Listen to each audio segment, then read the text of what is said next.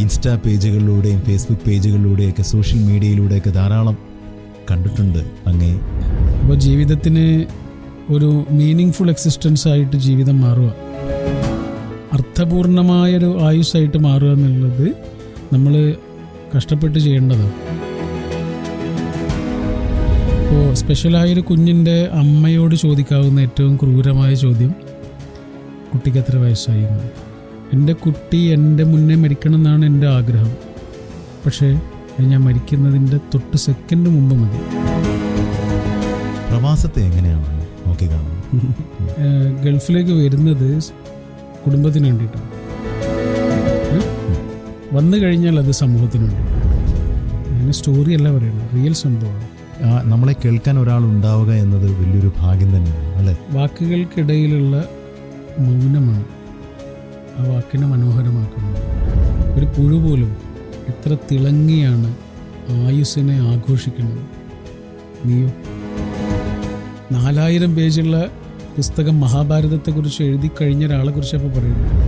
രജനീകാന്തും കമലഹാസനും വരെ ജയമോഹനെ കാണണമെന്നുണ്ടെങ്കിൽ അപ്പോയിൻമെൻ്റ് എടുക്കണം, ഓടിക്കേറി വരാൻ പറ്റുള്ളൂ.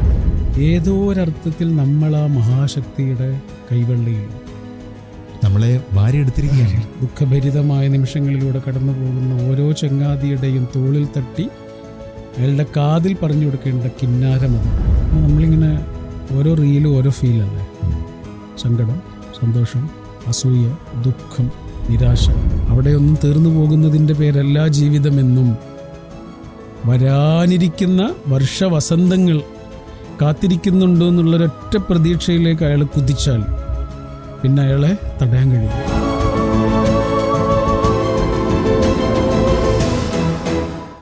നമസ്കാരം പ്രിയപ്പെട്ടവരെ, ഇന്ന് നമുക്ക് സ്റ്റുഡിയോയിൽ ഒരു സ്പെഷ്യൽ ഗസ്റ്റ് ഉണ്ട്. ഇദ്ദേഹത്തിൻ്റെ വാക്കുകൾ നമുക്ക് ഒരുപാട് പ്രചോദനം നൽകിയിട്ടുണ്ട്, ഒരുപാട് ഊർജം നൽകിയിട്ടുണ്ട്. മറ്റാരുമല്ല, പ്രശസ്ത മോട്ടിവേഷണൽ സ്പീക്കർ, കൗൺസിലർ, എഴുത്തുകാരൻ, സ്റ്റോറി ടെല്ലർ ശ്രീ PMA ഗഫൂറാണ് ഇന്ന് നമ്മോടൊപ്പം ജോയിൻ ചെയ്യുന്നത്. ഗഫൂർജി, ഒരുപാട് സ്നേഹത്തോടെ ലൈവ് FM 107.2 നമുക്ക് സ്വാഗതം ചെയ്യാം. നമസ്കാരം. Thank you. ഒരുപാട് സന്തോഷം. ഒരുപാട് ഇൻസ്റ്റാ പേജുകളിലൂടെയും ഫേസ്ബുക്ക് പേജുകളിലൂടെയൊക്കെ സോഷ്യൽ മീഡിയയിലൂടെയൊക്കെ ധാരാളം കണ്ടിട്ടുണ്ട് അങ്ങേ, ധാരാളം ശ്രവിച്ചിട്ടുണ്ട് അങ്ങയുടെ വാക്കുകൾ. ഞാൻ ഈ പറഞ്ഞതുപോലെ ഒരുപാട് പ്രചോദനം നൽകിയിട്ടുണ്ട്. അവയൊക്കെയും സ്വാഗതം ചെയ്യുന്നു ബഹ്റൈനിലേക്ക്. Thank you. ഓരോ ബഹ്റൈൻ യാത്രയും ഒരുപാട് ഓർമ്മകൾ അല്ലെങ്കിൽ അനുഭവങ്ങളാണ് പകർന്നു നൽകുക. ഇത്തവണത്തെ ബഹ്റൈൻ സന്ദർശനത്തിന്റെ ഉദ്ദേശം എന്തായിരുന്നു എന്നൊന്ന് പറയാമോ? ശാന്തി സദനത്തിന്റെ പ്രോഗ്രാമുമായി ബന്ധപ്പെട്ടാണ് വന്നിരിക്കുന്നത്, അറിയാം. ശ്രോതാക്കളുടെ അറിവിലേക്കായിട്ട് അത് ഒരു കഥ ഉണ്ട്, കേട്ടതായിരിക്കും ചിലപ്പോ. 9 എന്ന സംഖ്യ 8 എന്ന സംഖ്യയെ അടിച്ചു. അപ്പോൾ 8 ചോദിച്ചു, എന്തിനാണ് എന്നെ അടിച്ചത്? അപ്പോൾ 9 പറഞ്ഞു, നീ എന്നേക്കാൾ വീക്കല്ലേ, ഞാൻ നിന്നേക്കാൾ കുറച്ചുകൂടെ സ്ട്രോങ് ആണ്, വലിയവനാണ്, അതുകൊണ്ട് അടിച്ചു. ആണോ, എന്നാൽ ഞാനും അടിക്കും. 7-നെ, 7 6-നെ, 6 5-നെ, 5 4-നെ, 4 3-നെ, 3 2-നെ, 2 1-നെ അടിച്ചു. ഒന്നിങ്ങനെ നോക്കുമ്പോൾ അവിടെ ആരുമില്ല, ഒരു പാവം 0 മാത്രമേ ഉള്ളൂ. അപ്പം അടിക്കാനൊന്നും തോന്നിയില്ല, അങ്ങനെ അടുത്തേക്ക് വിളിച്ച് വാ. അങ്ങനെ 0 പതുക്കെ മടിച്ച് 1-ന്റെ അടുത്തേക്ക് ഇങ്ങനെ വന്ന് നിന്ന നിമിഷം ലോകം അവരെ രണ്ടാളെയും വിളിച്ചത് 10 എന്നായിരുന്നു. 10 0-ന് മാത്രമല്ല വില കൂടിയത്, 1-നും വില കൂടി. നമ്മുടെ ഈ ജന്മം കിട്ടിയ എല്ലാ മനുഷ്യരും എങ്ങനെയെങ്കിലുമൊക്കെ ജീവിക്കും. അപ്പോൾ ജീവിതത്തിന് ഒരു മീനിങ് ഫുൾ എക്സിസ്റ്റൻസ് ആയിട്ട് ജീവിതം മാറുക, അർത്ഥപൂർണമായൊരു ആയുസ്സായിട്ട് മാറുക എന്നുള്ളത് നമ്മൾ കഷ്ടപ്പെട്ട് ചെയ്യേണ്ടതാണ്, വെറുതെ അങ്ങനെ ആവില്ല. അപ്പോൾ അതിനുള്ള ചില ശ്രമങ്ങളാണ് പല ദിക്കുകളിലായി മനുഷ്യർ ചെയ്തുകൊണ്ടിരിക്കുന്നത്. അതിലൊന്നാണ് ഷിബു പറഞ്ഞ ശാന്തി സദനം. അത് പയ്യോളിക്കടുത്താണ്. സ്പെഷ്യലായ നമ്മുടെ കുഞ്ഞുങ്ങളില്ലേ, നമ്മളെക്കാൾ ദുർബലരായ നമ്മുടെ കുഞ്ഞുങ്ങളെ ഇങ്ങനെ അടുത്തേക്ക് വിളിച്ചിട്ട് അവരെങ്ങനെ തൊട്ടടുത്ത് നിർത്തുക. അപ്പം അവർക്ക് വേണ്ടിയാണെന്ന് ഒരിക്കലും നമുക്ക് തോന്നരുത്. അത് നമുക്ക് വേണ്ടിയിട്ടാണ്. നമ്മൾ ഏതോ തരത്തിൽ നമ്മുടെ ഒരു ആയുസ് കുറച്ചുകൂടെ അർത്ഥപൂർണമാകുന്നു എന്നുള്ളത്. ഇപ്പോൾ സ്പെഷ്യലായൊരു കുഞ്ഞിൻ്റെ അമ്മയോട് ചോദിക്കാവുന്ന ഏറ്റവും ക്രൂരമായ ചോദ്യം കുട്ടിക്ക് എത്ര വയസ്സായി എന്നാണ്, അല്ലേ? കറക്റ്റ്. കാരണം അവരുടെ ഏറ്റവും വലിയ സങ്കടം ഈ കുട്ടിയുടെ അതേ പ്രായത്തിലുള്ള മറ്റൊരു കുട്ടിയെ കാണുമ്പോഴാണ്. അത്രയും ഒരു സ്റ്റാറ്റസിലേക്ക് അല്ലെങ്കിൽ ഒരു മെൻ്റൽ ഏജിലേക്കൊന്നും എൻ്റെ കുട്ടി വന്നില്ലല്ലോ എന്നാണ് ആ അമ്മയുടെ ഏറ്റവും വലിയ സന്തോഷത്തിൽ, സങ്കടപ്പെടുമ്പോഴല്ല, സന്തോഷത്തിൽ നടന്നു പോകുമ്പോഴൊക്കെ ആ കാലടികളുണ്ട് എൻ്റെ കൂടെ, അയാളുടെ കൂടെ, ദൈവത്തിന്റെ കാലടികൾ. സന്തോഷത്തോടെ നടന്നു പോകുമ്പോഴൊക്കെ ഉണ്ട്. ദുഃഖമുണ്ടാവുമ്പോഴോ ഇല്ല. ദുഃഖമുള്ള സമയത്ത് ദൈവത്തിന്റെ കാലടികളില്ല, ഒരാളുടെ കാലടിയേ ഉള്ളൂ, ഇയാളുടെ ഉള്ളൂ. അപ്പൊ ഇയാൾ ദൈവത്തോട് ചോദിക്കുക, ദൈവമേ, ഞാൻ സന്തോഷിക്കുമ്പോൾ മാത്രമേ ഉള്ളല്ലോ നീ എൻ്റെ കൂടെ, ഞാൻ സങ്കടപ്പെടുമ്പോൾ നിന്റെ കാലടികൾ എവിടെ? എൻ്റെ കാലടികളല്ലേ ഉള്ളൂ. അപ്പൊ ദൈവം അയാളോട് ഇങ്ങനെ തലോടിയിട്ട് പറയാം, എടാ, നീ സങ്കടപ്പെട്ട് നടന്നു പോകുമ്പോൾ കാണുന്ന കാലടിയില്ലേ, നിൻ്റെതല്ല, എൻ്റെതാ, നീ എൻ്റെ കയ്യില. സൂപ്പർ. അത് തന്നൊരു ഒരു ഭയങ്കരമായിട്ടുള്ളൊരു എന്തൊരു സാധനമുണ്ട്. ഒരു പോയട്രിയാണ്, പക്ഷേ ഏതോ ഒരർത്ഥത്തിൽ നമ്മൾ ആ മഹാശക്തിയുടെ കൈവെള്ളയിലാണ്, നമ്മളെ വാരിയെടുത്തിരിക്കുകയാണ്. എനിക്കുണ്ടായ ഒരു അനുഭവം പറയാം. നമ്മൾ വൈഫ് വയനാട് പഠിക്കുന്ന സമയത്ത് നമ്മുടെ മോന് 10 വയസ്സേ ഉള്ളൂ. അപ്പോൾ ഇവന് വയനാട്ടിലേക്ക് ഒറ്റയ്ക്ക് വരണം. മലപ്പുറത്ത് നിന്ന് KSRTC ബസ്സിൽ വിൻഡോ സീറ്റിൽ ഇരുന്നിട്ട് ഇവന് വയനാട് വരണം. നമുക്ക് പറ്റില്ല എന്ന് പറഞ്ഞു. അപ്പോൾ ഇവൻ്റെ ഗ്രാൻഡ് ഫാദർ ഉണ്ട്, വൈഫിൻ്റെ ഉപ്പ. അവർ പറഞ്ഞു, വേണ്ട, നിങ്ങൾ പേടിക്കണ്ട, ഞാൻ കയറ്റി വിട്ടോളാം, ഞാൻ വേണ്ടതൊക്കെ ചെയ്തോളാം എന്ന് പറഞ്ഞിട്ട് അദ്ദേഹം കയറ്റി വിട്ട്. കുറേ ദൂരമുണ്ട്, 100-ലേറെ കിലോമീറ്റർ ഉണ്ട്, ഒറ്റയ്ക്ക് വരണ്ടേ. അപ്പം ഇവൻ്റെ കയ്യിൽ ഫോൺ കൊടുത്ത് ഓരോ സ്റ്റോപ്പിലെത്തുമ്പോഴും വിളിക്കും. അങ്ങനെ ആവേശത്തോടെ അവൻ വന്ന് കൽപ്പറ്റയിൽ വണ്ടി ഇറങ്ങി. അപ്പം നമ്മൾ രണ്ടുപേരും ഇങ്ങനെ ദൂരെ നിന്ന് നോക്കി ഇവൻ എന്താ ചെയ്യുന്നത്. അങ്ങനെ സന്തോഷത്തോടെ കണ്ടക്ടർക്ക് താങ്ക് യു ഒക്കെ പറഞ്ഞിട്ട് ഇവൻ ഇങ്ങനെ ഇറങ്ങിയിട്ട് അവിടെ കുറച്ചു നേരം ഇങ്ങനെ നിൽക്കുന്നുണ്ട്. ഭയങ്കര അഭിമാനമുള്ള നിമിഷമല്ലേ, നമ്മളെ കണ്ട് ഓടി വരികയൊക്കെ ചെയ്തു. ഇപ്പോഴും അവന്റെ ജീവിതത്തിലെ ഏറ്റവും ബ്യൂട്ടിഫുൾ മൊമെന്റ് അതായിരിക്കും. ഒറ്റയ്ക്കൊരു കുട്ടിയാണ് വരുന്നത് 100 കിലോമീറ്റർ. പക്ഷെ അവൻ അറിയാത്തൊരു കാര്യം അന്ന് സംഭവിച്ചിട്ടുണ്ട്. മലപ്പുറത്ത് നിന്ന് ആ ബസ് പുറപ്പെട്ട് കൽപ്പറ്റയിലെത്തുന്നത് വരെ ആ ബസ്സിന്റെ പിറകിൽ 63 വയസ്സുള്ള അവന്റെ വല്യപ്പ ബൈക്കിലുണ്ടായിരുന്നു. ദിസ് ഈസ് പടച്ചോൻ. പടച്ചോൻ ഇങ്ങനെ ചെയ്യണം, കൂടെ ഉണ്ടാവും, നമുക്കില്ല എന്ന് തോന്നുമ്പോൾ പോലും നമ്മൾ ഏതെങ്കിലും ബസ്സിലൊക്കെ കയറ്റിവിടും. അത്ര സുഖകരമല്ലാത്ത അനുഭവങ്ങളുടെ വണ്ടിയിൽ കയറ്റിവിടും. എന്നിട്ടോ നമ്മൾ സുരക്ഷിതരാകും വരെ നമ്മുടെ കൂടെ ഉണ്ടാവും. നമ്മളൊരു കരയിലെത്തിക്കും. വഴിയിൽ നമ്മൾ ഇറങ്ങിപ്പോകരുത്. വഴിയിൽ നമ്മൾ ഇറങ്ങിപ്പോകുന്നില്ല എന്ന് ഉറപ്പായാൽ നമ്മൾ കരയിലെത്തിക്കേണ്ട ജോലി അയാളുടേതാണ്. അയാളത് ചെയ്യും. ദുഃഖഭരിതമായ നിമിഷങ്ങളിലൂടെ കടന്നു പോകുന്ന ഓരോ ചങ്ങാതിയുടെയും തോളിൽ തട്ടി അയാളുടെ കാതിൽ പറഞ്ഞു കൊടുക്കേണ്ട കിന്നാരം അതാണ്. വഴിയിൽ ഇറങ്ങിപ്പോകരുത് കേട്ടോ, നിന്റെ ഫുൾ സ്റ്റോപ്പ് ഇതൊന്നുമല്ല എന്ന് ആണ് അയാൾക്ക് പറഞ്ഞു കൊടുക്കുന്നത്. അയാൾക്ക് ജീവിക്കാനുള്ളൊരു ഒരു വാക്കും പ്രചോദനവും ഒക്കെ മതിയാവും മനുഷ്യനെ ഇങ്ങനെ പിടിച്ചു നിൽക്കാൻ. അങ്ങയുടെ ഓരോ വാക്കുകളും ശരിക്കും പറഞ്ഞാൽ ശ്രോതാക്കൾക്ക് ഒരു വളരെയധികം, എനിക്കുൾപ്പെടെ വളരെയധികം പ്രചോദനമാണ് നൽകിക്കൊണ്ടിരിക്കുന്നത്. നമ്മൾ നേരത്തെ തിരിച്ചടികളുടെ കാര്യം പറഞ്ഞിരുന്നല്ലോ. അങ്ങൊരു മോട്ടിവേഷണൽ സ്പീക്കറാണ്. അങ്ങയുടെ ലൈഫിൽ തിരിച്ചടികൾ നേരിട്ടിട്ടുള്ള അനുഭവങ്ങളുണ്ടോ? പിന്നീട് അതൊരു കരുത്താക്കി മാറ്റി മുന്നോട്ട് പോയ ഒരാളാണോ? അങ്ങനെ തിരിച്ചടികൾ എന്ന് ചോദിച്ചാൽ അങ്ങനെ വലിയ വെല്ലുവിളികളൊന്നും ഉണ്ടായിട്ടില്ല. പിന്നെ വീട്ടിലൊരു വിരുന്നുകാരൊന്നും വന്നാൽ റൂമിൽ നിന്ന് പോലും ഇറങ്ങാത്ത ഒരാളായിരുന്നു.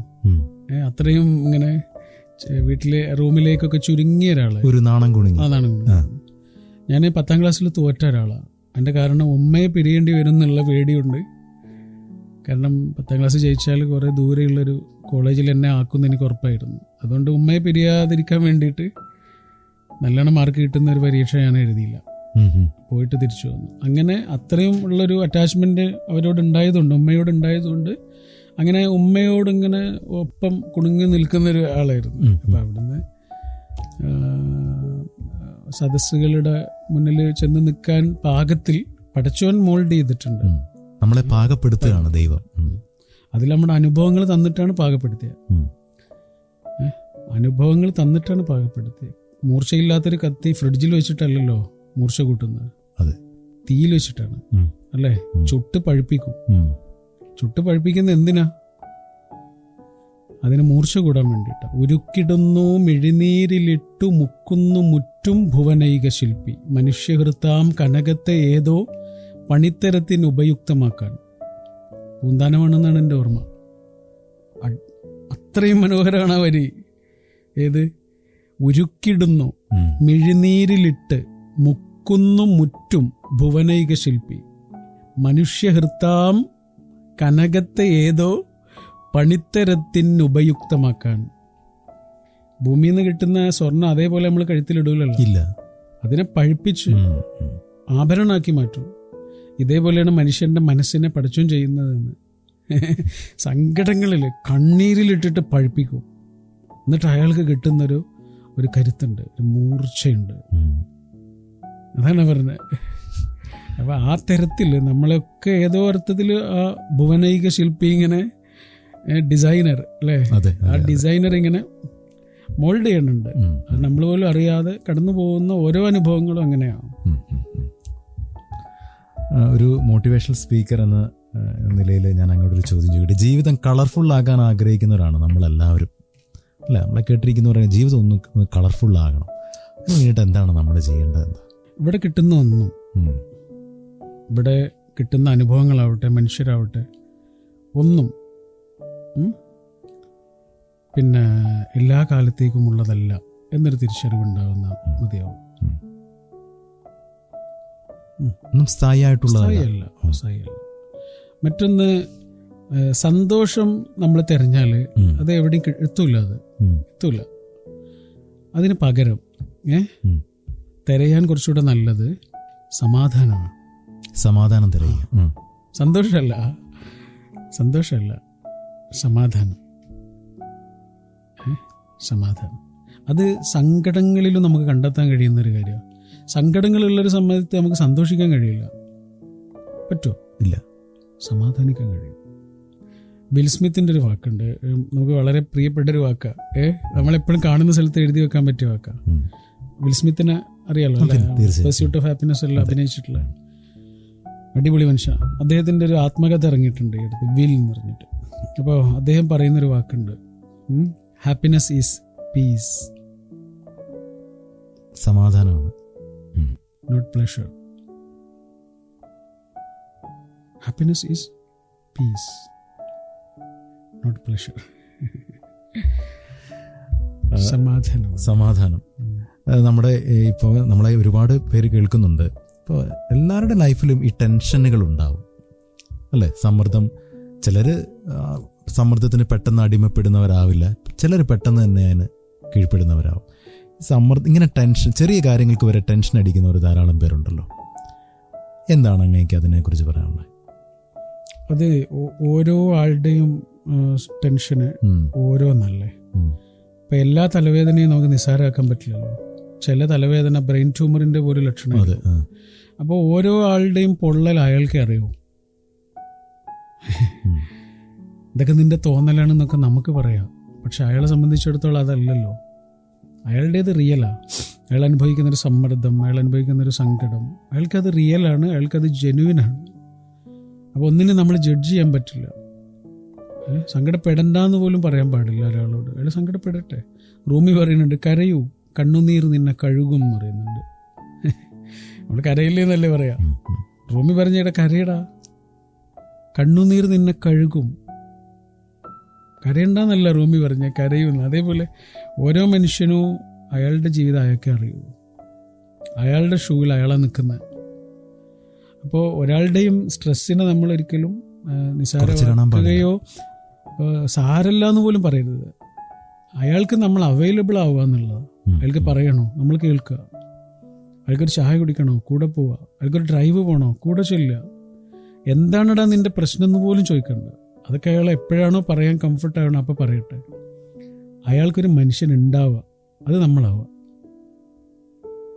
സമ്മർദ്ദങ്ങൾ ഇല്ലാതാക്കാൻ പറ്റില്ലല്ലോ. തണുത്ത് വിറക്കുന്ന ഒരു മനുഷ്യന്റെ തണുപ്പില്ലാതാക്കാൻ നമുക്ക് കഴിയില്ല. അയാൾക്കൊരു പുതപ്പിട്ട് കൊടുക്കാൻ കഴിയും. അത് ചെയ്താൽ മതിയല്ലോ നമ്മൾ, അല്ലേ? തണുത്ത് വിറക്കുന്ന ഒരാൾക്ക് തണുപ്പില്ലാതാക്കാൻ, സമ്മർദ്ദത്തിൽ കഴിയുന്ന ഒരാളുടെ സമ്മർദ്ദം ഇല്ലാതാക്കാൻ കഴിയില്ല. അയാൾക്ക് ഇങ്ങനെ ഒരു പുതപ്പിട്ട് കൊടുക്കാനേ പറ്റുള്ളൂ. അതെ, പിന്നെ റിയലിസ്റ്റിക് ആയിട്ടാണ് ശരിക്കും അതിനെ നമ്മൾ അഡ്രസ്സ് ചെയ്യേണ്ടതെന്നാണ്. അപ്പോൾ നമുക്കറിയാം, നമ്മൾ സോഷ്യൽ മീഡിയ നമുക്ക് ഒഴിച്ചുകൂടാൻ പറ്റാത്ത ഒരു ഘടകമായിട്ട് മാറിക്കഴിഞ്ഞിരിക്കുന്നു. നമ്മുടെ മനുഷ്യരുടെ മാനസികാരോഗ്യത്തെ എങ്ങനെയാണത് സ്വാധീനിക്കുന്നത് സോഷ്യൽ മീഡിയ? നല്ലോണം സ്വാധീനിക്കും. കാരണം നമ്മളിങ്ങനെ ഓരോ റീലും ഓരോ ഫീലല്ലേ. സങ്കടം, സന്തോഷം, അസൂയ, ദുഃഖം, നിരാശ, അസൂയ, സങ്കടം, അല്ലേ? ഇങ്ങനെ മാറി മാറി വരിക. നമ്മുടെ മനസ്സിന് താങ്ങാൻ കഴിയുന്നതിലേറെ ദുഃഖങ്ങൾ നമ്മൾ കൊടുത്തോണ്ടിരിക്കണം. ഒരു കാര്യമില്ലാത്ത ദുഃഖം, ആരുടെയൊക്കെയോ അത്ര ജനുവിന് പോലും അല്ലാത്ത ദുഃഖങ്ങൾ, അഭിനയിക്കുന്ന ദുഃഖങ്ങൾ പോലും നമ്മൾ നമ്മുടെ മനസ്സിന് കൊടുത്തോണ്ടിരിക്കല്ലേ. ഇത്ര ഇൻഫർമേഷൻ പോലും നമുക്ക് വേണ്ട ജീവിക്കാൻ. വേണോ?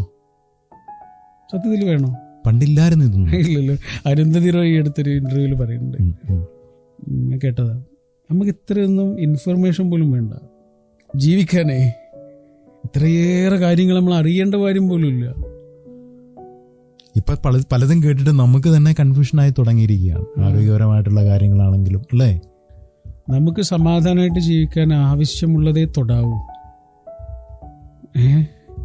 ഉണർന്ന ഉടനെ ഒരിക്കൽ പോലും നമ്മുടെ സോഷ്യൽ മീഡിയയിലേക്ക് പോകരുത്.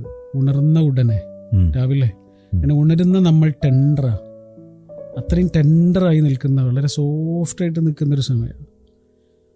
അവിടെ നമുക്കൊന്നും താങ്ങില്ല. അതുകൊണ്ട് സന്തോഷമുള്ള ഒരു പാട്ട് കേൾക്കുകയോ ഒരു കോമഡി കാണുകയോ ഒക്കെ അല്ലാതെ, അല്ലെങ്കിൽ സ്പിരിച്വൽ ആയിട്ടുള്ള ആളുകളാണെങ്കിൽ അതുമായിട്ട് ബന്ധപ്പെട്ട ഒരു പ്രാർത്ഥനയൊക്കെ കേൾക്കുക എന്നല്ലാതെ നമ്മളെ കുഴപ്പത്തിലാക്കുന്ന ഒരു കുഴിയിലേക്കും രാവിലെ ഉണർന്ന ഉടനെ പോകരുത്. നമ്മുടെ മനസ്സിനെ വല്ലാത്ത തരത്തിൽ അത് ബാധിക്കും എന്ന് പഠിക്കുന്നവർ പറയുന്നുണ്ട്. അതുപോലെ ഉറങ്ങുന്നതിൻ്റെ ഒരു അരമണിക്കൂർ മുൻപെങ്കിലും ഇതെല്ലാം ഓഫ് ചെയ്യണമെന്ന്. ഈ സംഘർഷങ്ങളിലേക്കൊന്നും പോകരുത്. തമാശയൊക്കെ കാണുകയെന്നല്ലാതെ, വല്ല പാട്ടൊക്കെ കേൾക്കുക എന്നല്ലാതെ,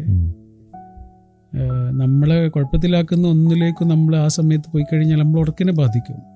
ഉണരുന്ന നിമിഷം അതേപോലെ തന്നെ അങ്ങനെ ചെയ്യരുത് എന്ന് പറയും. നമ്മുടെ മനസ്സൊരു ചെറിയ കുട്ടിയെ പോലെയാണ്. അതിങ്ങനെ ഓരോ സ്ഥലങ്ങളിലേക്ക് പോകും. തീയിൻ്റെ അടുത്തേക്കും വെള്ളത്തിൻ്റെ അടുത്തേക്കും, അല്ലേ, കിണറിൻ്റെ അടുത്തേക്കും ഒക്കെ പോകും. അതിനെ പിടിച്ചുകൊണ്ട് വരല് നമ്മളെ ജോലിയാണ്. അത്രയും പാവമാണ്, അത്രയും കുട്ടിത്തുള്ള ഒരാളാണ് ഏതൊരു മനുഷ്യൻ്റെയും മനസ്സേ. അപ്പം അതിന് ഭാരങ്ങൾ കൊടുക്കാതിരിക്കുക നിങ്ങൾ.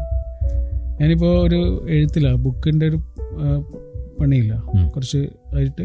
അപ്പോൾ ഞാനിങ്ങനെ ന്യൂസ് വേണ്ടാന്ന് വെച്ചു. ന്യൂസ് പോർട്ടൽ, ന്യൂസ് പേജുകൾ, ചാനലുകൾ, ന്യൂസ് മാത്രം, ന്യൂസ്. അപ്പോൾ അത്യാവശ്യമായ ന്യൂസ് അറിയും എന്നതല്ലാതെ മറ്റുള്ള അതിൻ്റെ ഡീറ്റെയിൽസിലേക്കൊന്നും പോകണ്ടാന്ന് തീരുമാനിച്ചിട്ട് ഇപ്പോൾ കുറച്ചായി. നമ്മളെ അത് ബാധിക്കുന്നേ ഇല്ല. പക്ഷേ അനിവാര്യം, നമ്മളൊരു അരാഷ്ട്രീയ ജീവി ആകാനും പാടില്ലല്ലോ. അനിവാര്യമായത് നമ്മൾ അറിയും, നമ്മൾ ഏതെങ്കിലും തരത്തിൽ നമ്മൾ അന്വേഷിച്ച് വരും. അതല്ലാത്ത അതിൻ്റെ ഡീറ്റെയിലേക്കൊന്നും പോകാത്ത തരത്തിൽ ഇങ്ങനെ കുറച്ച് ദിവസമായിട്ട് ജീവിക്കുമ്പോൾ മനസ്സിലാവുകയാണ് നമ്മൾ എത്ര കാര്യങ്ങളെ ആയിരുന്നു ഒട്ടും പ്രധാനമല്ലാത്ത, അപ്രധാനമായ എത്ര കാര്യങ്ങളാണ് നമ്മൾ എത്ര സമയമാണ് അതിന് കൊടുത്തതെന്ന് ഇങ്ങനെ ആലോചിക്കായിരുന്നു. ഇപ്പോഴാണ് റിയലൈസ് ചെയ്യുന്നത്. ജയമോഹൻ പറയുന്നുണ്ട്, നേരത്തെ നമ്മൾ അവിടെ തുടങ്ങിയത്, ജയമോഹൻ പറയുന്നുണ്ട് അന്ന് തീരുമാനിച്ചതാണ്. ആ റെയിൽവേ പാളത്തിൽ നിന്ന് എഴുന്നേറ്റ് നടന്നില്ലേ, അന്ന് അദ്ദേഹം തീരുമാനിച്ചതാണ് ഇനി സമയം വെറുതെ കളയില്ല. അദ്ദേഹം പറയാം എല്ലാ ദിവസവും ഡയറി എഴുതുന്ന ആളാണ്. അപ്പോൾ 365 ദിവസത്തിൽ 1-2 ദിവസമൊക്കെ വെറുതെ കളഞ്ഞിട്ടുണ്ടാവുള്ളൂ. 1-2 ദിവസം, അല്ലാത്ത ദിവസമൊക്കെ എന്തെങ്കിലുമൊക്കെ ഒരു കാര്യം ചെയ്തിട്ടുണ്ടാവും എന്ന് പറയുന്നത്. ഗഫൂർജി എന്താണ് ഫ്രീ ടൈമിലൊക്കെ എന്താണ് ചെയ്യുക? അങ്ങനെ ഫ്രീ ടൈം കിട്ടാറുണ്ടോ? എന്താണ് വായന? നന്നായിട്ട് വായിക്കുന്ന ആളാണ്, പിന്നെ യാത്രകളെ ഇഷ്ടപ്പെടുന്ന ആളാണോ? എന്തൊക്കെയാണ് അതിനെക്കുറിച്ചൊന്ന് പറയാം. ഫാമിലിയെ കുറിച്ചൊന്ന് പറയാമോ? ഫാമിലി വൈഫും മോനും. ഓക്കെ, ഒരു മോനാണോ അത്? ഉപ്പയും അമ്മയൊക്കെ മരണപ്പെട്ടു. അപ്പോൾ ഫാമിലിയാണ് നമ്മുടെ വേര്. നമ്മൾ ചെടിക്ക് വെള്ളമൊഴിച്ച് കൊടുക്കുമ്പോൾ വേരിലല്ലേ വെള്ളമൊഴിച്ച് കൊടുക്കുക? അതെ, അല്ലേ? അവിടെ സമാധാനം ഉണ്ടായാലേ നമുക്ക് എവിടെയും സമാധാനം ഉണ്ടാവും. നമുക്ക് ഞാൻ ഏതോ ഒരു ആക്ടർ പറഞ്ഞു കേട്ടിട്ടുണ്ട്, നമ്മുടെ വലിയ വിജയങ്ങൾ നമ്മൾ ഹൃദയം തുറന്ന് ആസ്വദിക്കണമെങ്കിൽ അത് നമ്മുടെ ഫാമിലി ലൈഫ് ശരിയല്ലെങ്കിൽ നമുക്കത് എൻജോയ് ചെയ്യാൻ പറ്റില്ല, അല്ലേ? അവിടെ ഒരു സമാധാനം ഉണ്ട്. ഇവിടെ വേര് കരിഞ്ഞാൽ എന്താവും അവസ്ഥ? ബാക്കിയുള്ളതൊക്കെ തണ്ടും ഇലകളുമാ, കായ്കളും ഒക്കെ ഉണ്ട്, അതൊക്കെ തന്നെയാണ് നമ്മൾ. പക്ഷെ വേരാണ് കുടുംബം. ഞാൻ ഈ അടുത്ത് വായിച്ചൊരു സ്റ്റോറി പറയട്ടെ. അത് എന്തായിരുന്നു, ജർമ്മനിയിലെ പഴയൊരു ചക്രവർത്തി, അദ്ദേഹം അവിടെയുള്ളൊരു കോട്ട പിടിക്കാൻ പോയി. ഒരു കോട്ടയുടെ അകത്ത് നിറയെ ഗ്രാമീണ മനുഷ്യർ. ആ കോട്ട പിടിക്കാൻ വേണ്ടി, ഗൊണാർഡ് എന്നാണ് അദ്ദേഹത്തിന്റെ പേര് എന്നാണ്, അദ്ദേഹം ആ കോട്ട പിടിക്കാൻ വേണ്ടി കയറി. അപ്പോൾ അവിടെയുള്ള ആളുകളോടൊക്കെ പറഞ്ഞ് കീഴടങ്ങണം. പക്ഷെ അവർ തയ്യാറായില്ല. അന്ത്യശാസനം കൊടുത്തു, എന്നിട്ടും തയ്യാറായില്ല. അപ്പോൾ അവരോട് പറഞ്ഞു, സൈന്യത്തോട് കൽപ്പിച്ചു അവരെ മുഴുവനും കൊന്നു കളയണം, എന്നിട്ട് കോട്ട പിടിക്കണം. പിന്നെ ഇയാളുടെ മനസ്സ് മാറി, വേണ്ട, സ്ത്രീകളെയും കുട്ടികളെയും കൊല്ലണ്ട, അവരോട് വേഗം പുറത്തിറങ്ങാൻ പറയൂ, അവർക്ക് ഏറ്റവും വിലപിടിപ്പുള്ള എന്തെങ്കിലുമൊക്കെ എടുത്തിട്ട് പുറത്തിറങ്ങാൻ പറയൂ. അപ്പോൾ സൈന്യം അവർക്ക് നിർദ്ദേശം കൊടുത്തു, ഏറ്റവും വിലപിടിപ്പുള്ള എന്തെങ്കിലും ആഭരണങ്ങളൊക്കെ ഉണ്ടെങ്കിൽ പുറത്തിറങ്ങിക്കോളൂ, സ്ത്രീകളും കുട്ടികളും മാത്രം. ആ കൽപ്പന കേട്ട് കുറച്ച് സമയം കഴിഞ്ഞ് ഇങ്ങനെ ഓരോ ഫാമിലി ആയിട്ട് ഇങ്ങനെ പുറത്തേക്ക് ഇറങ്ങി വരുമ്പോൾ അവരുടെ കയ്യിൽ അവർക്ക് ഏറ്റവും വിലപ്പെട്ടതുണ്ടായിരുന്നു, അവരുടെ പുരുഷന്മാർ, ഭർത്താവ്. ഇനി ആരെ കൊല്ലും? അപ്പൊ ചക്രവർത്തിയോട് ആ സ്ത്രീകൾ പറഞ്ഞു, ഞങ്ങൾക്ക് വിലപ്പെട്ടത് ഇതാണ്, ജീവിക്കുന്നുണ്ടോ ഇവരുടെ കൂടെ, മരിക്കുന്നുണ്ടോ അതുവരുടെ കൂടെ. വിലപ്പെട്ടത് ഇപ്പോഴും വിലപ്പെട്ടത് കുടുംബം തന്നെയാണ്. അവിടെ ഒരു പരിക്ക് പറ്റാത്ത തരത്തിൽ, അവിടെ വല്ല പരിക്കും പറ്റിയാൽ എത്രയും പെട്ടെന്ന് പരിഹരിക്കുന്ന തരത്തിൽ അതിനെ വാല്യൂ ചെയ്യുക എന്നുള്ളതാണ് സോഴ്സ്. നമുക്ക് ഈ അവഗണനയെ കുറിച്ച് അങ്ങ് ധാരാളം സംസാരിക്കുന്നത് ഞാൻ കേട്ടിട്ടുണ്ട്. അവഗണന നേരിടുക എന്ന് പറയുന്നത്, അല്ലേ, ഒരിടത്തു നിന്ന് ഒരു അവഗണന കിട്ടുക എന്ന് പറഞ്ഞാൽ മനസ്സിലൊരു കത്തി കുത്തിയിറക്കുന്നത് പോലെയാണ്. നമ്മുടെ സ്പെഷ്യൽ കുട്ടികളുടെ കാര്യം പറയുമ്പോഴേ ആലോചിക്കും, നമ്മൾ അവഗണിച്ചാൽ പോലും അവർ നമ്മളുടെ നേരെ നോക്കി ചിരിക്കും. അവഗണിക്കുന്നത് പോലും തിരിച്ചറിയാൻ പറ്റാത്ത ആളുകളാണ് അവരുടെ ഈ സ്പെഷ്യൽ കുട്ടികൾ എന്ന് പറയുന്നത്. നമ്മളിപ്പോൾ അവരെ ശ്രദ്ധിച്ചില്ല എങ്കിൽ പോലും അവർക്ക് പരാതിയില്ലല്ലോ, അവർ നമ്മളെ നോക്കി ചിരിക്കും. കഴിഞ്ഞ ദിവസം സഫാരി ടി വിയിൽ പോലീസ് ഉദ്യോഗസ്ഥരുടെ കേസസ് പറയില്ല അവര്, ഒരു ചരിത്രമെന്നിലൂടെ അതിലൊരു പോലീസ് ഉദ്യോഗസ്ഥന്റെ സ്റ്റോറി ഇന്നലെ കേട്ടാണ്, പേര് ഞാൻ മറന്നു. അപ്പൊ അദ്ദേഹത്തിന്റെ അടുത്ത് ഒരു കുറ്റവാളി വേറെന്തോ ഒരു കേസിൽ പിടിച്ചത്. അപ്പൊ അയാളുടെ ഒരു കൺഫെഷൻ പറഞ്ഞു, അയാൾക്ക് താങ്ങാൻ പറ്റുന്നില്ല, അയാളുടെ ഒരു കുറ്റം അയാൾ ഏറ്റു പറഞ്ഞു. ഒരു നാട്ടില്, ഒരു ഗ്രാമത്തില് ഒരു പൂജാരിയും അയാളുടെ ഫാമിലിയും ജീവിക്കുന്നുണ്ട്. അയാളുടെ ഭാര്യ അതിസുന്ദരിയായൊരു അന്തർജനമാണ്. അപ്പോൾ ഇവർ 4 ചങ്ങാതിമാർ പോയിട്ട് ആ സ്ത്രീയെ ബലാത്സംഗം ചെയ്തു, ആ പൂജാരിയെ കെട്ടിയിട്ടിട്ട്. അപ്പോൾ ഈ കുറ്റം പറയുന്ന ആളില്ലേ, കുറ്റസമ്മതം നടത്തുന്ന ഈ കുറ്റവാളി, അയാളോട് ചോദിച്ചു, നീ ബലാത്സംഗം ചെയ്തോ? അയാൾ പറഞ്ഞു, ഇല്ല, മറ്റവരൊക്കെ ചെയ്തു എന്ന് പറഞ്ഞു. അപ്പോൾ ഇയാൾക്ക് വിശ്വസിക്കാൻ പറ്റില്ല. നീ ചെയ്തിട്ടുണ്ടാവുമല്ലോ, എന്തായാലും ചെയ്തിട്ടുണ്ടാവും, നീ എന്തിനാ അത് ചെയ്തിട്ടില്ല എന്ന് പറയുന്നത്? അയാൾ കരഞ്ഞുകൊണ്ട് പറഞ്ഞു, ഞാൻ ചെയ്തിട്ടില്ല, അതിനൊരു കാരണമുണ്ട്. ആ അന്തർജനത്തെ എൻ്റെ സുഹൃത്ത് ബലാത്സംഗം ചെയ്യുമ്പോൾ തൊട്ടപ്പുറത്തൊരു ചെറിയ വിളക്കിങ്ങനെ കത്തുന്നുണ്ട്, മുനിഞ്ഞ് കത്തുക, വലിയ വെളിച്ചമൊന്നുമില്ല. അതിൻ്റെ തൊട്ടടുത്തൊരു കുട്ടിയുണ്ട്. ആ കുട്ടി ഇങ്ങനെ ഇത് നോക്കിയിട്ട് ചിരിക്കുന്നുണ്ട്. അമ്മയെ ബലാത്സംഗം ചെയ്യുന്നത് കണ്ട് ആ കുട്ടി ചിരിക്കുന്നുണ്ട്. ആ കുട്ടി ഒരു സ്പെഷ്യൽ കുട്ടിയായിരുന്നു. കണ്ടപ്പോൾ ഉള്ളിൽ കരുണയുള്ള ഈ മനുഷ്യനില്ലേ, ഇയാൾക്ക് ആ അമ്മയെ ഒന്നും തൊടാനും പറ്റില്ല. അതിങ്ങനെ കേട്ടപ്പോഴേ ആ പോലീസ് ഉദ്യോഗസ്ഥൻ അതിങ്ങനെ പറഞ്ഞു, നമ്മളിങ്ങനെ പെടഞ്ഞുപോയി. ഇതാണ് സ്പെഷ്യൽ കുഞ്ഞെന്ന് പറയുന്നത്. ചോദ്യത്തിലേക്ക് വരാം. അപ്പം നമ്മൾ അവഗണിച്ചാൽ പോലും അത് തിരിച്ചറിയാൻ പറ്റാത്ത മനുഷ്യരാണ് ശരിക്കും പറഞ്ഞാൽ ഈ സ്പെഷ്യൽ കുഞ്ഞ്. പക്ഷെ നമുക്കത് കഴിയില്ല, അല്ലേ? ഒരാളുടെ അവഗണന നമുക്ക് താങ്ങാൻ കഴിയില്ല. ഇപ്പം നമ്മളിങ്ങനെ അതിൽ നടന്നു വരുമ്പോൾ അവിടെ ഇരിക്കുന്ന ഒരാൾ നമ്മൾ അവഗണിച്ചാൽ പോലും നമുക്ക് അത് താങ്ങില്ല. മനുഷ്യ സഹജമായൊരു അവസ്ഥയാണത്. പിന്നെ ചെയ്യാവുന്നൊരു കാര്യം ഇതാ, നമ്മൾ എപ്പോഴും നമ്മുടെ കുട്ടികളോടൊക്കെ പറയും, പരിഗണിക്കുന്നവരെ പരിഗണിക്കാം, അവഗണിക്കുന്നവരെ അവഗണിക്കാം, അവഗണിക്കുന്നവരെ അവഗണിക്കുക, അവഗണിക്കുന്നവരെ അവഗണിക്കുക, അവഗണിക്കാൻ ശ്രമിക്കുകയെങ്കിലും ചെയ്യുക. ഈസി അല്ല അത്. പണ്ടൊക്കെ നമ്മൾ പറയും അവഗണിക്കുന്നവരെയും പരിഗണിക്കണം എന്ന്. എന്തിന്? പരിഗണിക്കുന്നവരില്ലേ, അവരെ പരിഗണിച്ചാൽ മതിയല്ലോ. അവരിലേക്ക് നോക്കിയാൽ മതി. നമ്മളെ പരിഗണിക്കാൻ ഒരു പൂച്ചക്കുഞ്ഞേ ഉള്ളൂ എങ്കിൽ ആ പൂച്ചക്കുഞ്ഞിന് വേണ്ടി ജീവിക്കണം. ബിക്കോസ് നമ്മുടെ ഇമോഷണൽ വെൽനെസ് ആണ് നമുക്ക് പ്രധാനം, അല്ലേ? നമുക്ക് ആവശ്യമില്ലാത്തവർക്ക് എന്തിനാ നമ്മൾ എനർജി കൊടുക്കണോ? ഒരാൾ നമ്മുടെ വണ്ടിയുടെ പിന്നിൽ വന്നിട്ട് ഓണടിച്ച് നമ്മളെ എനർജിയെ വല്ലാതെ ബുദ്ധിമുട്ടിക്കുന്നുണ്ടെങ്കിൽ അയാൾ പൊയ്ക്കോട്ടെ, സൈഡായി കൊടുക്കുക. എന്തിനാണ് നമ്മളെ എനർജി അനാവശ്യമായി ആൾക്കാർക്ക് കൊടുക്കുന്നത്, അല്ലേ? തീർച്ചയായും നമ്മൾ എത്ര സേവ് ചെയ്യാം. അതെ അതെ. നിത്യജീവിതത്തിൽ എങ്ങനെയാണ് അങ്ങ് ഗഫൂർജി പെട്ടെന്ന് ദേഷ്യപ്പെടുന്ന ആളാണോ? ഞങ്ങൾക്ക് ഒരുപാട് പോസിറ്റിവിറ്റി, നമ്മളൊക്കെ മനുഷ്യരാണല്ലോ, അങ്ങനെ ദേഷ്യപ്പെടുന്ന ആളാണോ? എന്താണ് എനിക്ക് സ്വല്പം ദേഷ്യം കൂടുതലാണ് ഷിബു, അല്ലെങ്കിൽ അങ്ങനെയൊക്കെ നമ്മൾ പറയുമല്ലോ, സഹജമല്ലേ? സഹജമാണ്, മനുഷ്യരാണ്. ചെയ്യാറുള്ള ഒരു കാര്യം ഇതാണ്. ഓരോ ഇപ്പൊ ഞാനൊരു സ്ഥലത്ത് വൈകി എത്തിയാൽ, അല്ലേ, ഇപ്പൊ നമ്മളിങ്ങോട്ട് വൈകി എത്തി, എപ്പോഴാണ് ഉമേഷും നമ്മുടെ സുഹൃത്തും ഒക്കെ ഇങ്ങോട്ടുള്ള പ്രവേശനം അത്ര എളുപ്പമല്ലാത്തതുകൊണ്ട് അതിന്റെ ഒരു പേപ്പർ വർക്കും കാര്യങ്ങളുണ്ടായിരുന്നു. അപ്പൊ അതെന്താണ്? അതൊരു സിറ്റുവേഷണൽ ഫാക്ടറാണ്. നമ്മളിങ്ങോട്ട് വരാൻ വൈകിയതിനൊരു സിറ്റുവേഷണൽ ഫാക്ടർ ഉണ്ട്, അല്ലെ? നമ്മളിവിടെ വരാൻ വൈകിയത് എന്തിനാന്ന് പറഞ്ഞിട്ട് ഇവിടെ ഒരാളെന്ന് നമ്മളോട് ചൂടായാലോ, ദേഷ്യപ്പെട്ടാലോ? സത്യത്തിൽ ആ ദേഷ്യം വെറുതെ അല്ലേ? കാരണം നമുക്ക് വരാൻ വൈകിയതിനൊരു സിറ്റുവേഷണൽ ഫാക്ടർ ഉണ്ട്. ഇത് ഓരോ കാര്യങ്ങൾക്കും എല്ലാ മനുഷ്യനുണ്ട്, അല്ലേ? പതിവിലേറെ വിപരീതമായി നമ്മുടെ ഒരു സുഹൃത്ത് ഇന്ന് നമ്മളോട് വല്ലാതെ ദേഷ്യപ്പെടുന്നു. ഇന്നലൊന്നും അവൻ അങ്ങനെയല്ല. ഉറപ്പായിട്ടും അയാൾക്ക് എന്തോ ഒരു വിഷമമുണ്ട്, അല്ലേ? ദേഷ്യമല്ലല്ലോ അയാൾക്ക്, ദേഷ്യമല്ല, വേറെ ഏതോ തരത്തിൽ അയാളുടെ മനസ്സിൽ മുറിവേറ്റത് നമ്മളോട് പ്രകടിപ്പിക്കുക.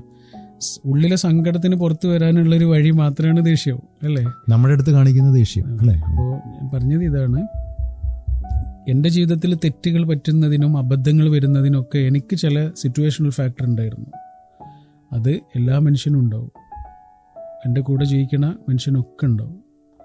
അപ്പം അത് തിരിച്ചറിയുമ്പോൾ നമുക്ക് ആ അവസ്ഥകളെ സ്വീകരിക്കാൻ പറ്റും. അപ്പം ദേഷ്യം ഒക്കെ വെറുതെയാണെന്ന് നമുക്ക് മനസ്സിലാവൂലേ? മനസ്സിലാവില്ലേ? ഇപ്പോൾ പ്ലാസ്റ്റിക് പൂക്കളില്ലേ, ഇപ്പോൾ ചില വേദികളൊക്കെ അലങ്കരിക്കാനൊക്കെ വെക്കുമല്ലോ. പ്ലാസ്റ്റിക് പൂക്കൾ അലങ്കരിക്കാൻ വെച്ചാലുള്ള ഒരു ഗുണം അത് നാളെയും വെക്കാം, മറ്റന്നാളും വെക്കാം, അടുത്ത കൊല്ലവും വെക്കാം. ശരിക്കുള്ള പൂവാണെങ്കിൽ പറ്റില്ല. നമ്മള് ശരിക്കുള്ള മനുഷ്യന്മാരാണ്, പ്ലാസ്റ്റിക് അല്ല. ഉള്ളിൽ മനസ്സുണ്ട്, അതിന്റെ ബുദ്ധിമുട്ടുകളൊക്കെ നമ്മൾ അനുഭവിക്കും. അതിനെ നിയന്ത്രിക്കുക എന്നുള്ളത് വേണം നമ്മൾ ചെയ്യാൻ, അല്ലേ? അതെ. മറ്റൊന്ന്, നമ്മളെ കൂടെ ജീവിക്കുന്ന മനുഷ്യന്മാരും പ്ലാസ്റ്റിക് അല്ല, മനസ്സുണ്ട് ഉള്ളിൽ. ബൈബിളിൽ പഴയ നിയമത്തിലൊരു സ്റ്റോറി ഉണ്ടല്ലോ, ഒരു രാജാവിൻ്റെ ശില്പം ഉണ്ടാക്കി, ഇരുമ്പുണ്ട്, ഒരവയവം മാത്രം കളിമണ്ണുണ്ട്, കാൽപാദം ഇടറിപ്പോ. മനുഷ്യനാണ്, എത്ര വലിയ ആളാണെങ്കിലും കാൽപാദം കളിമണ്ണ, അതിടറും. കുഞ്ഞിക്കാലടി ഓരടി തെറ്റുമ്പോൾ കൈ തന്ന് കൂടെ വന്നു. ബാലേട്ടനിൽ അച്ഛൻ മരിച്ചതിൻ്റെ പിറ്റേന്ന് മോഹൻലാൽ ലാലേട്ടൻ ഒറ്റപ്പാലത്തെ പരന്നു കിടക്കുന്ന ആൽമരങ്ങളുടെ ചുവട്ടിലിരുന്നിട്ട് പാടുന്ന പാട്ടാണ്, അല്ലേ?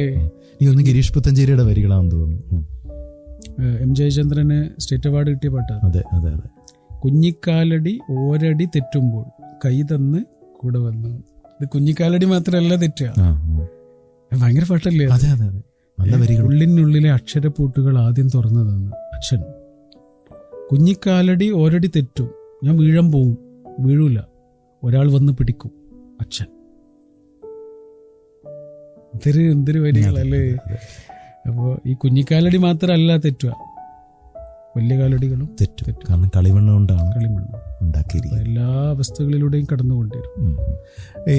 ഒരുപാട് സ്ഥലത്ത് ഇങ്ങനെ സംസാരിക്കുന്ന ആളാണ്. സ്ഥിരം വിളിക്കുന്ന ആരെങ്കിലും ഉണ്ട്? എന്തെങ്കിലുമൊക്കെ ചെറിയ പ്രോബ്ലംസ് ഉണ്ടാകുമ്പോൾ അങ്ങയുടെ നമ്പർ കൊടുത്തതിന് ശേഷം, അല്ലെങ്കിൽ അങ്ങയുടെ നമ്പർ തപ്പിയെടുത്ത് വിളിക്കുന്നവർ ധാരാളം പേരുണ്ടാവുമല്ലോ. അതിൽ മറക്കാൻ പറ്റാത്ത ആരെങ്കിലും ഉണ്ടോ? നമുക്കങ്ങനെ പറയാൻ സാധിക്കുമോ? മറക്കാൻ പറ്റാതെന്ന് പറയുമ്പോൾ, ജീവിതം അവസാനിപ്പിക്കാമെന്നൊക്കെ തീരുമാനിച്ചിട്ടേ അതിൽ നിന്നിങ്ങനെ തിരിച്ചു വന്നു എന്ന് പറയുന്ന ആളുകളില്ലേ, അത് ഭയങ്കര നമുക്കൊരു മീനിങ് കിട്ടാറുള്ളൊരു കാര്യം. അത് ജീവിതത്തിന് യൂട്ടേൺ അടിക്കാൻ ഒരു സാധനം. സത്യത്തിൽ അത് നമ്മളല്ല, അത് പഠിച്ചോനെ എത്തിക്കുന്നതാണ്. അവർക്ക് ഏതൊക്കെ രീതിയിൽ പഠിച്ചോനൊരു വള്ളി ഇട്ട് കൊടുക്കുകയാണ്. അത് ഭയങ്കര സമാധാനം തരാറുള്ളൊരു, ജീവിച്ചു എന്ന് നമുക്ക് അർത്ഥം തരുന്ന ചില നിമിഷങ്ങളാണ്. അതെ. അപ്പൊ എന്തായാലും വലിയ സന്തോഷമുണ്ട്. അല്പസമയം എനിക്കിത് അവസാനിപ്പിക്കാൻ തോന്നുന്നില്ല. കാര്യം നമ്മുടെ ശ്രോതാക്കൾക്കും തീർച്ചയായിട്ടും അവരും നമ്മളോടൊപ്പം ഇങ്ങനെ സഞ്ചരിച്ചുകൊണ്ടിരിക്കുകയായിരുന്നല്ലോ. അവരും ആഗ്രഹിക്കുന്നുണ്ടാവും ഈ സംഭാഷണം ഇനിയും തുടർന്നിരുന്നുവെങ്കിൽ എന്നവരും തീർച്ചയായിട്ടും ചിന്തിക്കുന്നുണ്ടാവും. കാരണം ഞങ്ങളൊക്കെ അങ്ങയുടെ വലിയ ഫാനാണ്. ഷിബുവിന്റെ ബ്രദർ എനിക്ക് ഇഷ്ടപ്പെട്ട നടനാണ്. സന്തോഷം. Thank you. ചെറിയ ഒരു അവസരങ്ങളിൽ നിന്ന് ഇങ്ങനെ പതുക്കെ കയറി വന്നിട്ട് എനിക്ക് തോന്നുന്നു കലാഭമണിയുടെയും അതുപോലെയുള്ള പ്രമുഖരായ ആർട്ടിസ്റ്റുകളുടെ ചെറിയ അവരുടെയൊക്കെ സഹായിയായിട്ടൊക്കെ ഇങ്ങനെ സൈഡിലൊക്കെ നിന്നിരുന്ന ഒരാള്. അദ്ദേഹം മെയിൻ സ്ട്രീമിലെ ഉജ്ജ്വല വിജയ ചിത്രങ്ങളുടെ ഭാഗമായി എന്നുള്ളൊരു, അതൊരു വലിയൊരു കാര്യമാണ്. അതുപോലെ ജീവിതത്തിൽ കടന്നു പോകുന്ന ആളുകൾക്ക് അതൊക്കെ ഒരു വലിയ പ്രചോദനമല്ലേ അല്ലേ? ശരിക്കും ഹാർഡ് വർക്ക് ചെയ്യുമായിരുന്നു കക്ഷി. ഇപ്പോഴും അതെ. ഇങ്ങനെ അങ്ങയുടെ നല്ല വാക്കുകൾക്ക് നന്ദി. Thank you. ലൈവ് FM-ന്റെ ഭാഗത്തു നിന്നുള്ള പ്രത്യേക നന്ദി അറിയിക്കുന്നു. ലൈവ് FM-നും ഷിബുവിനും ഉമേഷ്, നമ്മുടെ ടീമിന് എല്ലാവർക്കും ശ്രോതാക്കൾക്കും താങ്ക് യു സർ.